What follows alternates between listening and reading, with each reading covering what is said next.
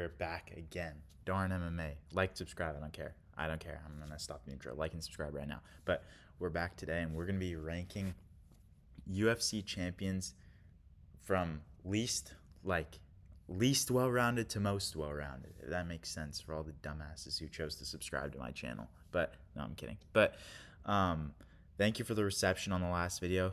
Got 2 comments. I appreciate it. Got some views, solid amount of views. My UFC 311 predictions are correct, even though they only have 34 views. Please watch. But starting off, you guys know I hate this guy probably by now. Last place, Merab, you suck. You suck. This guy, literally his only... Yeah, don't even get me started on this guy, bro. You guys are going to unsubscribe at this point. No, but literally your only skill is your cardio. You don't get people to the ground easily besides O'Malley on one hip, and you got Peter Yan down a good amount of times because Peter Yan should be a 125 realistically. That guy looks like a shrimp. No offense, Peter. I'm a big fan. But your weaponization of your cardio is your only real skill. You can't strike. I feel like if I was in a pure Muay Thai fight with Merab, I'd probably take his head off. No, I'm kidding. But you know what I'm saying? Like, he can't strike. You can't wrestle that well. You don't submit people. You just weaponize your cardio until you coast to a decision. That's why I have Merab as the least well-rounded champion. Like, you can't really argue with that. I mean, here's the thing. Merab's weaponizes his cardio, and that's it.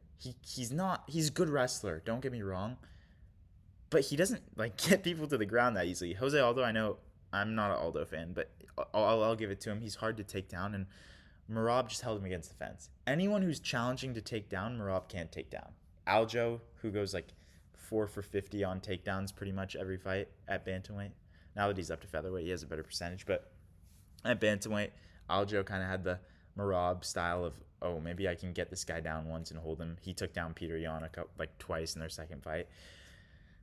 I don't know how you can put anyone below Merab any champion below Merab when it comes to being well-rounded. He's just a weaponization of cardio. That's all he is. Okay, moving on. I like this guy, even though I think he's going to lose the belt this year. Big star in the UFC. I think you guys know where I'm going. Poatan Pereira. Alex Poatan Pereira. I like Pereira. I think he's great. He's entertaining. He's good for the sport. Him and Topuria, we need those stars. But you know what I'm saying? His kickboxing is really good, but he doesn't have a ground game that's really up to par with a lot of other champions. If we're being honest, he has he has 2 out of the 5 skills you need. He's not a good wrestler. He's not a good grappler, and he can't really he's not that good. His ground game's not that good. He doesn't have a good clinch game either. I just think that I wouldn't put any other champion below Pereira when it comes to being well-rounded, just because he's literally just a kickboxer who transitioned to MMA. His kickboxing is world class, don't get me wrong, but he doesn't really have a ground game at all, and we haven't seen him fight a wrestler or grappler who's really good. Blachowicz took him down and held him in the first round for a long time, and then the third round for a little bit. I do think Pereira deserved that decision, but at light heavyweight, at middleweight he fought literally no grapplers. At light heavyweight, that's the one guy who has okay grappling skills. I thought Jamal Hill should have wrestled in their fight, but standing, I will knock him out. So and then the rest is history. But that's why I do pick Ankalaev to beat Pereira, is just because of his lack of grappling. Obviously, he just started MMA a couple years ago, and he's improving dramatically, but I just don't think you can make up for the years and years that Ankalaev has put in grappling. If Ankalaev chooses to stand, he's going to get knocked out. Don't get me wrong. I'm not an idiot, but I just don't think Pereira is super well-rounded. I don't think his ground game is up to par with any other of the UFC champions, so I don't think he's very well-rounded. Next up, honestly, once we get past Merab and Pereira, I think every male champion, is very well-rounded. So this guy, I wouldn't say this guy's not well-rounded. I'm just saying he's not close to the other guys.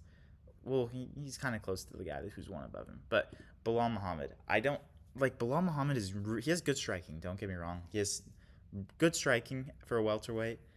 He has good grappling. But the other guys above him are just better at all around pound for pound, in my opinion. So that's why I put Bilal Muhammad here. I do think maybe I could have put him one spot above. You'll see who's next. I think you guys can assume who's next. But honestly, he's a really good wrestler, dominant wrestler, and I think the reason his striking has looked good in his last couple fights is because of how dominant his wrestling is. We all know that dominant wrestling opens up your striking, or if you're a delusional Khabib fan after 229, Khabib's actually a better striker than Conor. Yes, I used to be one of those fans. Don't get me wrong, but you know what I'm saying. Like we know that having a dominant wrestling game opens up your striking, and that's why Bilal has looked so good in the striking. And honestly, the guy, like some of the other guys in this list, that is why their striking has looked really good. But I don't see how you can put Bilal Muhammad any higher just because of how dominant his wrestling is and how his striking is not really. It's not. I wouldn't say it's close to his wrestling. I'd say Bilal Muhammad has dominant wrestling, world class wrestling, and I'd say his striking is good for a UFC fighter. It's above average. It's not dominant or world class. Honestly, I kind of regret not putting Bilal Muhammad over the next guy, but you like this guy is dominant. He's just dominant. Dricus du Plessis. This guy, I know he's not very skillful, but he can finish. He's just dangerous. He can finish you everywhere, on the ground, on the feet. He's powerful. He has good wrestling, good takedowns. He pulled mount, but it's okay. Like he's pretty well rounded, if we're being honest. Like, yeah, he's kind of just average everywhere, but it works out for him. He has this weird fighting style that works, and honestly, I think he's gonna beat Strickland again. I don't see Strickland getting it done.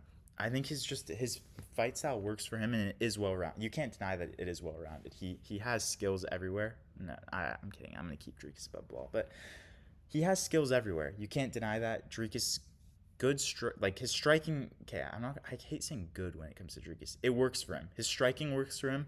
His grappling works for him. His clinch game works for him. His kicks work for him.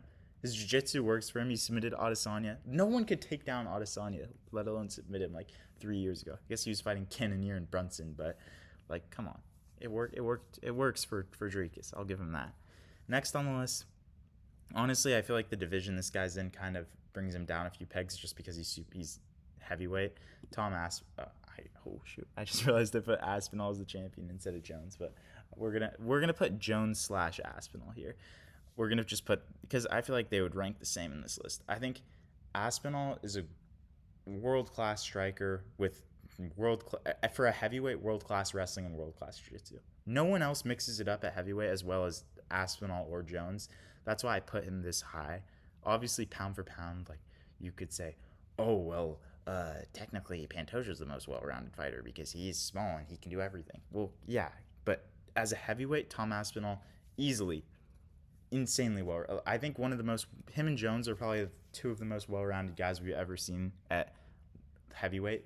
Just like, you don't see heavyweights who can submit people, wrestle, strike, kickbox, take people down. These two guys can do everything, and I wouldn't put him any higher than my top three. I think the top three is very obvious. It's interchangeable, besides the number one, if I'm being honest. But I just think Aspinall and Jones are dominant everywhere. Jones knocked out Stipe with a spinning body kick. That is insane. Think about that. Like, Aspinall knocked out Blades with his hands and submitted Volkov. And Volkov's good everywhere too. He's a pretty well rounded for a heavyweight, and he's 6'7". Like, come on. I think this is a fair ranking. Then next, I'm putting Pantoja. Put some respect on this guy's name, bro. I'm starting to mess with Pantoja. This guy should be higher than 9 pound for pound. This kind of pisses me off. This guy should be top 5 pound for pound. He has three or four title defenses now, I think. He's just a dog, too. Like, people say, oh, I hate watching Pantoja fights. He's so boring. Bro, he literally fights. He puts himself out there. If you don't like Pantoja fights, no, don't unsubscribe. Please subscribe and like. I'm desperate. But if you don't like Pantoja fights, come on, bro. He puts it all out there. You see this guy. Yeah, he goes to a decision a lot of the time. He finished Asakura. Thank you, Pantoja. I was tired. East Coast. I was on the East Coast for that fight, so finished pretty late. But, like, come on. Pantoja's good, dude. And he's well-rounded. He can do everything. This guy can strike with anyone at flyweight, in my opinion. Anyone. Has a granite chin.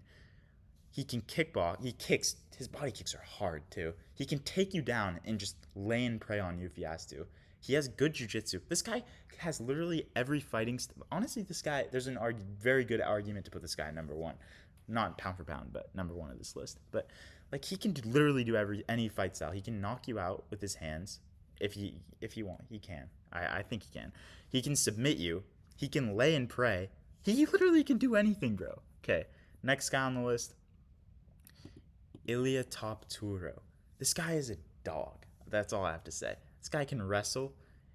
Maybe his jiu-jitsu, he doesn't submit people a lot. He 8 wins by submission, I guess. Okay, never mind. That's like half his wins. I'm a casual, but he's just good everywhere. It's Taporia. He can wrestle. He has dynamite in his hands. Genuinely, at featherweight, he chinned Holloway and Volkan the same year. That should be enough said. Enough said. I think this guy's the second most well-rounded champion. Frankly, I think he has dynamite in his hands. The only thing that brings him down from number one is this guy can't kick. He doesn't. He can't throw a head kick. He doesn't throw head kicks. But everything else he's good at. He can wrestle, submit you, dynamite in his hands. Like he has solid jiu-jitsu. He's good, to say the least. He has a good chin too. Topuria is good everywhere. Number one. This is number one pound for pound fighter, brother. Islam Makhachev, other plan. Islam Makhachev, bro. Don't get me started. Don't get me started on this guy, bro. Don't get me started. Knocked out Volkanovski, cracked a chin that hadn't been cracked ever. Literally, Volk had never been knocked out before the Islam fight. He kicks. His body kicks are hard. His head kicks are hard. He can kick like a mule now. This guy's powerful. His striking's improved so much, and he has dominant wrestling, and he submits people too. That sweep he got on Poirier, that was like beautiful. That made me shed a tear, bro. I was watching it, like that made me shed a tear, bro. It was beautiful. But like, how can you not put Islam Makhachev at number one? But like, come on, he's good everywhere: wrestling, jiu-jitsu, striking, like kicking, just everything. His clinch game, his judo throws everywhere. You can't not put Islam number one. But let me know what you guys think of my takes. Tell me I'm a casual in the comments. Please like, please subscribe. If you made it this far, comment something funny, like, I don't know. Hopefully I laugh at it. I'll see you guys soon. Peace out.